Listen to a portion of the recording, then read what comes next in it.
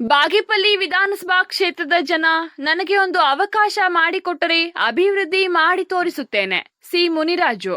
ಬಾಗೇಪಲ್ಲಿ ಕ್ಷೇತ್ರವನ್ನು ಅಭಿವೃದ್ಧಿ ಮಾಡುವುದೇ ನನ್ನ ಗುರಿ ಎಂದ ಸಿ ಮುನಿರಾಜು. ಕಾಂಗ್ರೆಸ್ ಶಾಸಕರು ತನ್ನದೇ ಆದ ಬಿಸಿನೆಸ್ನಲ್ಲಿ ಮುಳುಗಿದ್ದಾರೆ. 3 ಬಾರಿ ಕಾಂಗ್ರೆಸ್ನಲ್ಲಿ ಶಾಸಕರಾಗಿದ್ದರೂ ಸಹ ಅಭಿವೃದ್ಧಿ ಆಗಿಲ್ಲ ಬಾಗೇಪಲ್ಲಿ ವಿಧಾನಸಭಾ ಕ್ಷೇತ್ರ. ನಮ್ಮ ಸರ್ಕಾರ ಬಂದ ತಕ್ಷಣ ಇಡೀ ಬಾಗೇಪಲ್ಲಿ ವಿಧಾನಸಭಾ ಕ್ಷೇತ್ರಕ್ಕೆ ಕೃಷ್ಣಾ ನದಿ ನೀರು ಕೊಡುವುದೇ ನನ್ನ ಮೊದಲ ಗುರಿ.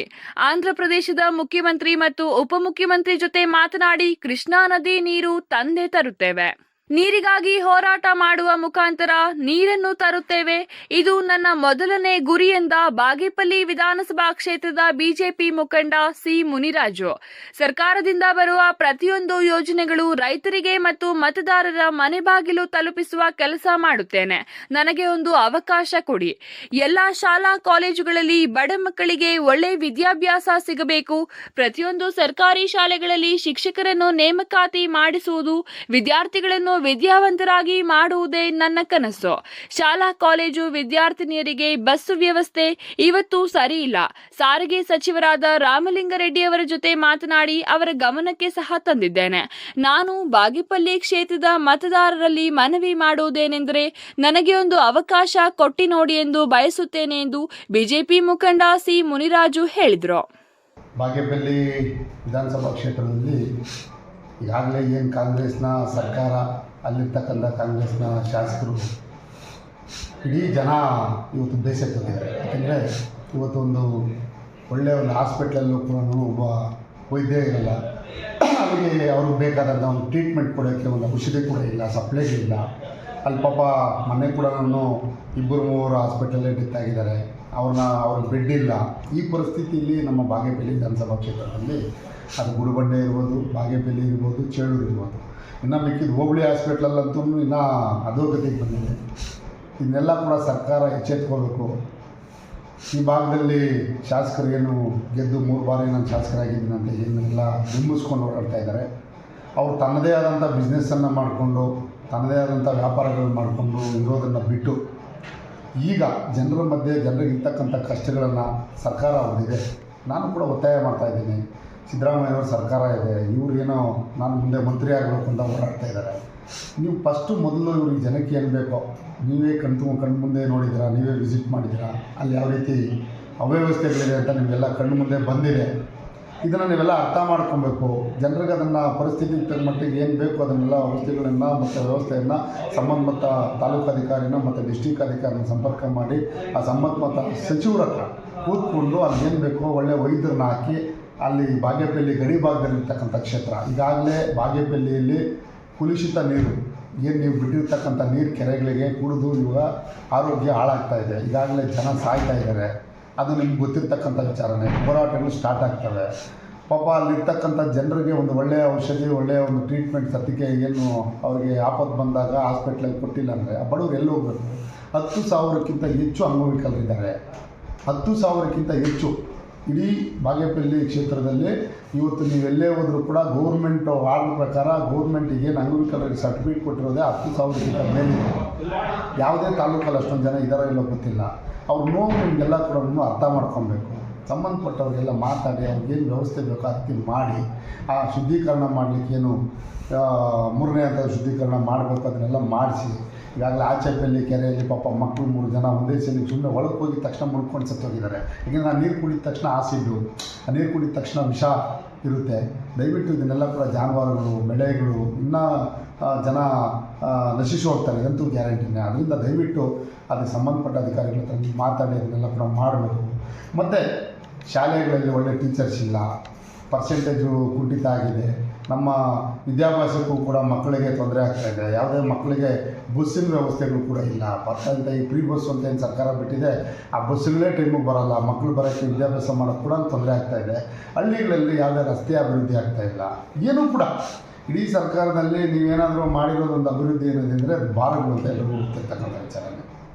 ಕಾಂಗ್ರೆಸ್ ಸರ್ಕಾರದಲ್ಲಿ ಈಗಲೂ ಕೂಡ ರೋಡ್ಗೊಂದು ಬಾರ್. ಈಗ ಮೊನ್ನೆ ನೋಡಿ ಗಡ್ದಿಮ್ಮ ಹತ್ರ ಯಾರೋ ಪಾಪ ತೋರಿದ್ರು, ಅಣ್ಣ ಇದೊಂದು ನೋಡೋಣ ಬಾರ್ CL7 ಅಂತಾರೆ.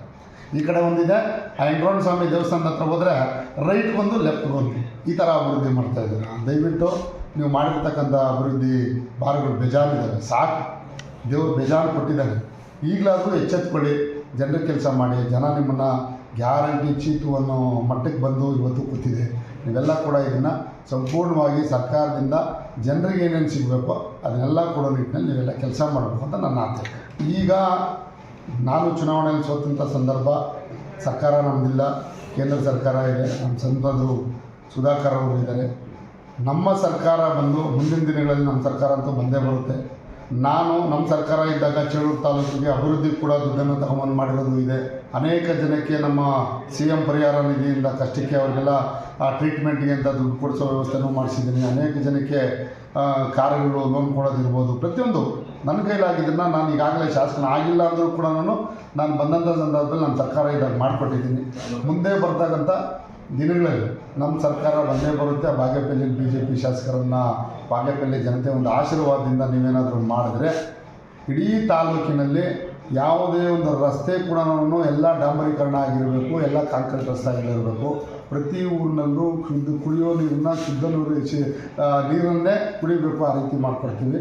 ಮತ್ತು ಜೊತೆಯಲ್ಲಿ ವಿಶೇಷವಾಗಿ ಈಗೇನು ನಮ್ಮ ಸರ್ಕಾರ ಬಂದಿದ್ದ ತಕ್ಷಣ ನಮ್ಮ ಆಂಧ್ರ ಮುಖ್ಯಮಂತ್ರಿಗಳು ಚಂದ್ರಬಾಬು ನಾಯ್ಡು ಇರ್ಬೋದು ಮತ್ತು ಪವನ್ ಕಲ್ಯಾಣ್ ಇರ್ಬೋದು, ಇವರ ಮುಖಾಂತರ, ನಮ್ಮ ಪರಿಶ್ರಮ ಮುಖಾಂತರ ಏನು ನಮ್ಮ ಕರ್ನಾಟಕದಲ್ಲಿ ಮುಖ್ಯಮಂತ್ರಿಗಳಾಗಿದ್ದ ತಕ್ಷಣ ಒಂದು ಮೀಟಿಂಗನ್ನು ಮಾಡಿ ಕೃಷ್ಣಾ ನದಿ ನೀರನ್ನು ತಗೊಂಬರೋಕ್ಕೆ ಅಲ್ಲಿ ನಾನು ಹೋರಾಟವನ್ನು ಮಾಡೇ ಮಾಡ್ತೀನಿ. ನಾನು ಸುಳ್ಳು ಪಡೆಯಲ್ಲ, ಸುಮ್ಮನೆ ಅದರ ಹೆಸರೇಳಲ್ಲ. ನಮ್ಮ ಸರ್ಕಾರ ಬಂದಿದ್ದ ತಕ್ಷಣ ಫಸ್ಟ್ ಅಜೆಂಡಾ ಅದನ್ನು ತರ್ತೀವಿ. ಕುಡಿಯೋ ನೀರು ಇಡೀ ಬಾಗೇಪಲ್ಲಿ ವಿಧಾನಸಭಾ ಕ್ಷೇತ್ರಕ್ಕೆ ಏನು ಆಂಧ್ರ ಭಾಗದಲ್ಲಿ ಹೋಗಿರ್ತಕ್ಕಂಥ ಕೃಷ್ಣಾ ನದಿ ನೀರನ್ನು ತಗೊಂಬಂದು ನಾವು ಈ ಭಾಗಕ್ಕೆ ಕೊಡೋಕ್ಕೆ ನಾನು ಅತಿ ಹೆಚ್ಚು ನಮ್ಮ ರೈತರಿಗೆ ಮತ್ತು ಜನಕ್ಕೆ ಉಪಯೋಗ ಆಗುವಂಥ ಒಂದು ಫಸ್ಟ್ ಕೆಲಸ ಮಾಡ್ತೀನಿ. ಜೊತೆಯಲ್ಲಿ ಯಾವುದೇ ಒಂದು ಹಾಸ್ಪಿಟಲ್, ಯಾಕೆಂದರೆ ನಾನು ಜಿಲ್ಲಾ ಪಂಚಾಯತ್ ಅಧ್ಯಕ್ಷನಾಗಿದ್ದಾಗ ನೀವು ಬೇಕಿದ್ದರೆ ಗಮನಿಸ್ಕೊಳ್ಳಿ, ನಿಮ್ಮ ಮಾಧ್ಯಮ ಮಿತ್ರದಲ್ಲಿ ಅನೇಕ ಮಾಧ್ಯಮಗಳಲ್ಲೂ ಕೂಡ ನಾನು ಬಂದಿದೆ. ಇಡೀ ಬೆಂಗಳೂರು ಜಿಲ್ಲೆಯಲ್ಲೇ ಕೂಡ ಅನೇಕ ನಮ್ಮ ಹಾಸ್ಪಿಟ್ಲ್ಗಳಿರ್ಬೋದು, ಹಾಸ್ಟೆಲ್ಗಳಿರ್ಬೋದು ಮತ್ತು ಶಾಲಾ ಕಾಲೇಜುಗಳಿರ್ಬೋದು, ಎಲ್ಲ ಕೂಡ ನಾನು ವ್ಯವಸ್ಥಿತವಾಗಿ ಅದಕ್ಕೆ ಏನು ಸಮರ್ಪಕವಾಗಿ ಅದಕ್ಕೆಲ್ಲ ಏನೇನು ಅಧಿಕಾರಿಗಳು ಯಾವ ರೀತಿ ಮಾಡಬೇಕು ಕೆಲಸ ಅನ್ನೋದನ್ನು ನಾನು ಸಂಪೂರ್ಣವಾಗಿ ಗಮನಿಸ್ಕೊಂಡು ಕೆಲಸ ಮಾಡಿರ್ತಕ್ಕಂಥವ್ರು. ಅದರಿಂದ ನಾನು ತಾಲೂಕು ಹಾಸ್ಪಿಟ್ಲ್ ಇರ್ಬೋದು ಮತ್ತು ಹೋಬಳಿ ಹಾಸ್ಪಿಟ್ಲ್ ಇರ್ಬೋದು ಮತ್ತು ಗ್ರಾಮ ಪಂಚಾಯತಿ ಲೆವೆಲಲ್ಲೂ ಕೂಡ ನಮ್ಮ ಜನಕ್ಕೆ, ಯಾಕಂದರೆ ದೂರ ಇರ್ತಕ್ಕಂಥ ಸಂದರ್ಭದಲ್ಲಿ ಅವ್ರಿಗೆ ಯಾವ ರೀತಿ ಅಲ್ಲೇ ಟ್ರೀಟ್ಮೆಂಟ್ ಸಿಗಬೇಕು, ಅವ್ರಿಗೇನು ಡಾಕ್ಟ್ರುಗಳಿರ್ಬೋದು, ನರ್ಸ್ಗಳಿರ್ಬೋದು, ಏನೇ ಒಂದು ಔಷಧಿಗಳು ಕೂಡ ನಾನು ಅಲ್ಲೇ ಸಿಗುವಂಥ ಒಂದು ವ್ಯವಸ್ಥೆ ಮಾಡ್ತೀನಿ. ಜೊತೆಯಲ್ಲಿ ಯಾವುದೇ ಒಂದು ಶಾಲೆಯಲ್ಲೂ ಕೂಡ ಟೀಚರ್ಸ್ ಕೊರತೆ ಇರಬಾರ್ದು.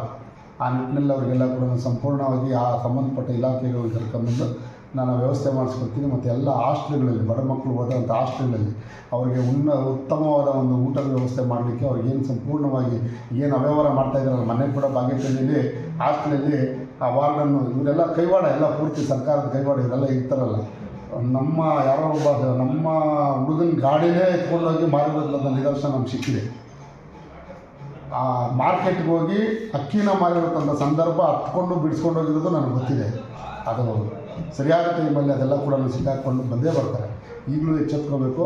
ಈ ಅಕ್ಕಿ ಮಾರೋ ಕೆಲಸ ಮತ್ತು ಏನು ಗಂಗಾ ಕಾಲೋನಿಯಲ್ಲಿ ಬೋರ್ಗಳು ಬರ್ತಾಯಿಲ್ಲ, ಆ ಬೋರ್ಗಳು ಕೂಡ ಕಮಿಷನ್ಗಳು ತಗೊಂಡು ನಿಮ್ಮ ಸುತ್ತೂ ಇರ್ತಕ್ಕಂಥವ್ರು, ಜಿಲ್ಲಾ ಪಂಚಾಯತಿ ಸದಸ್ಯರುಗಳಾಗಿ ಕೆಲಸ ಮಾಡಿರ್ತಕ್ಕಂಥವ್ರು ಸುಮಾರು ಜನ ರೈತರ ಹತ್ರ ಬೋರ್ಗಳು ಹಾಕ್ಸ್ತೀವಿ ಅಂತ ಕಾಸು ತಗೊಂಡು ಮನೆಗಳ ಹತ್ರ ಹೋಗಿ ನಾನು ಕಾಸು ಕೊಡು ವಾಪಸ್ಸು ನಾನು ಬೋರ್ ಹಾಕ್ಕೊಡು ಅಂತ ಗಲಾಟೆಗಳು ಮಾಡಿದವರು ಇದ್ದಾರೆ. ಎಲ್ಲ ಗೊತ್ತಿರ್ತಕ್ಕಂಥ ನನಗೆ.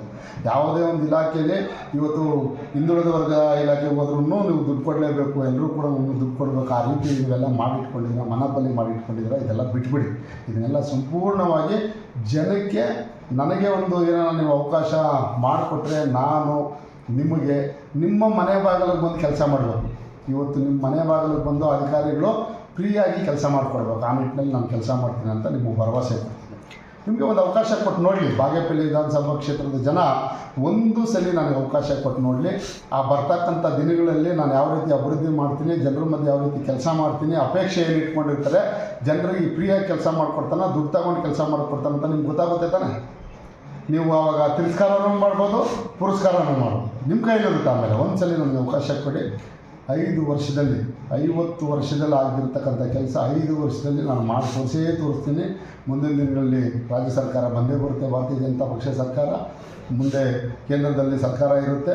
ಈ ಎರಡೂ ಜೋಡಣೆಯಿಂದ ನಾನು ಬಾಗೇಪಲ್ಲಿಗೆ ಏನು ಬೇಕೋ ರಾಜ್ಯದಲ್ಲಿ ಒಳ್ಳೆಯ ಒಂದು ವಿಧಾನಸಭಾ ಕ್ಷೇತ್ರ ನಿಟ್ಟಿನಲ್ಲಿ ಕೆಲಸ ಮಾಡಲಿಕ್ಕೆ ನಾನು ತಯಾರಿದ್ದೀನಿ. ಆ ರೈತರಿಗೆ ಬೇಕಾದಂಥ ಏನೇ ವ್ಯವಸ್ಥೆ ಇದ್ದರೂ ಕೂಡ, ಏನೇ ಬರ್ತಕ್ಕಂಥ ಏನು ಸರ್ಕಾರದಿಂದ ಬರ್ತಕ್ಕಂಥ ಯೋಜನೆಗಳನ್ನು ಅವರ ಮನೆ ಬಾಗಿಲಿಗೆ ಯಾರ ಮನೆ ಬಾಗಿಲಿಗೆ ಏನು ಸೇರಬೇಕೋ ಅದನ್ನು ಇಡೀ ಪಂಚಾಯತಿ ಮಟ್ಟದಲ್ಲಿ ಕರ್ಕೊಂಡೋಗಿ ಅವ್ರ ಮನೆ ಮುಂದೆ ಕರ್ಕೊಂಡೋಗಿ ಕೆಲಸ ಮಾಡುವಂಥ ಜವಾಬ್ದಾರಿ ನಾನು ತಗೋತೀನಿ. ಒಂದ್ಸಲಿ ನನಗೆ ಅವಕಾಶ ಕೊಡಲಿ, ಆಮೇಲೆ ಅದನ್ನು ಜನನೇ ತೀರ್ಮಾನ ಮಾಡ್ತಾರೆ. Jangalahalli Ashwath, power news 1, Chikkaballapur.